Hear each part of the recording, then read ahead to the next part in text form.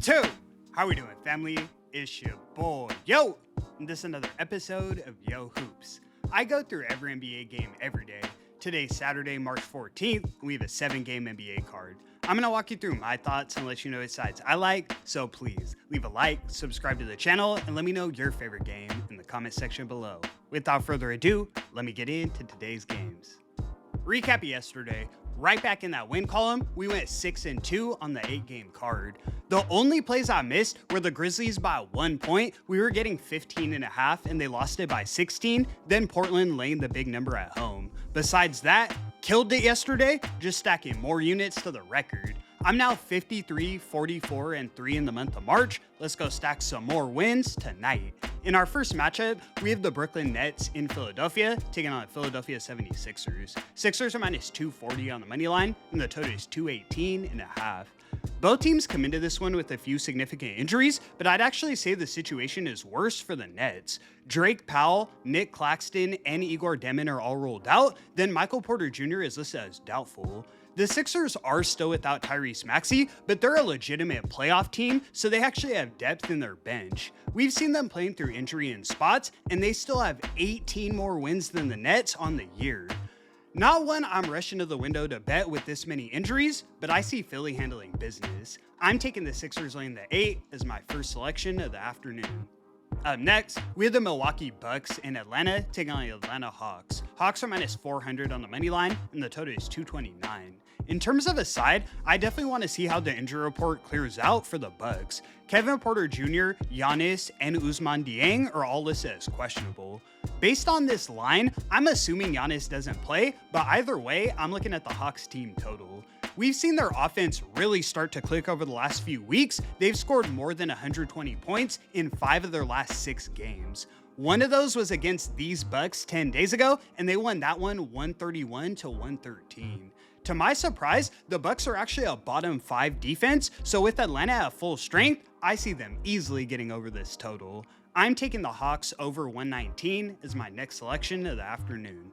In our next matchup, we have the Charlotte Hornets in San Antonio taking on the San Antonio Spurs. Spurs are minus 200 on the money line, and the total is 228.5. This is a really interesting matchup.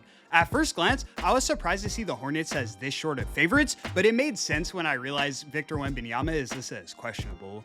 He's dealing with soreness in his right ankle, and this isn't really a guy you want to push through injury.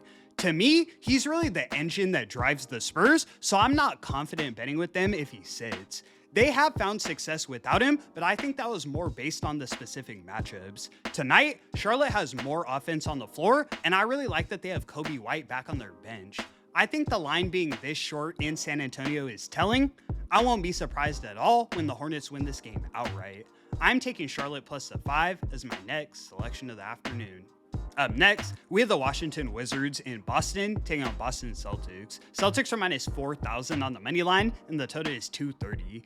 I get that the Celtics are at full strength and we're in Boston, but 21 points is crazy. They did beat the Wizards by 40 the last time they played, but I still don't know if I can count on them to repeat that type of performance. Trae Young is obviously playing for the Wizards now, but he is on limited minutes, so we usually see about 20 in the first half. With that in mind, I'm isolating this one to the Wizards getting the cover in the first half. I see Trae having their offense running early, and they probably go into halftime down 8. Once he sits, the Celtics take off in the second half and don't look back. I'm taking DC plus the 12 in the first half as my next selection of the evening. In our next matchup, we have the Orlando Magic in Miami taking on Miami Heat. Heat are minus 165 on the money line, and the total is 237.5. I was poking fun at the Heat in that last game after Bam broke Kobe's record, but honestly, the way they're playing at home is no laughing matter. They've now won their last 6 home games in a row, all by margin.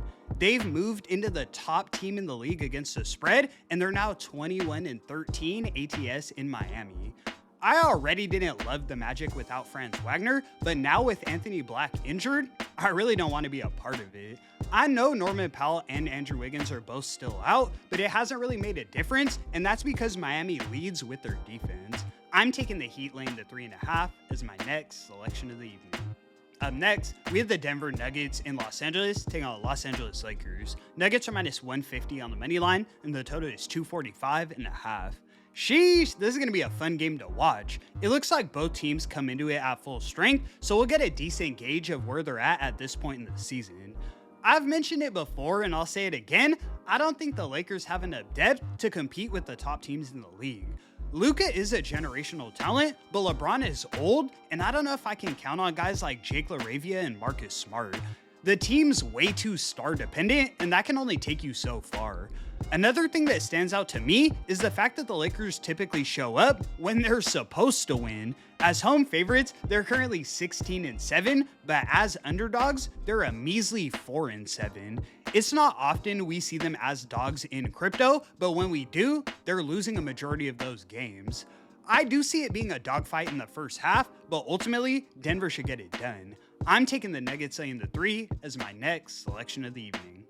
In our next matchup, we have the Sacramento Kings in LA taking on LA Clippers. Clippers are minus 850 on the money line, and the total is 231.5. The Clippers come into this one on the second leg of a back-to-back, but no travel as they remain at home. They got the win last night against the Bulls, but it was somewhat of a close game, so Kawhi ended up playing 33 minutes.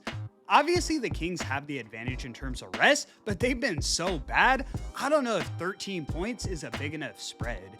At home, the Clippers typically rely on their defense, so rather than taking a side, I'm looking at the total. The Kings average 110 points per game, while the Clippers average 113, so that would set us around a 223 expected total. Sure, the Clippers are on tired legs, but I don't see a reality where they let the Kings break loose scoring. I expect missed shots on both sides, and that should keep us well under this total. I'm taking the Kings and Clippers under 231.5 as my last and final selection. And that's going to conclude today's video. Thank you so much for tuning in, guys. Let's start the weekend off right and run it up with this 7-game card. We almost came out with the sweep yesterday. Let's see if we can get it done on a Saturday.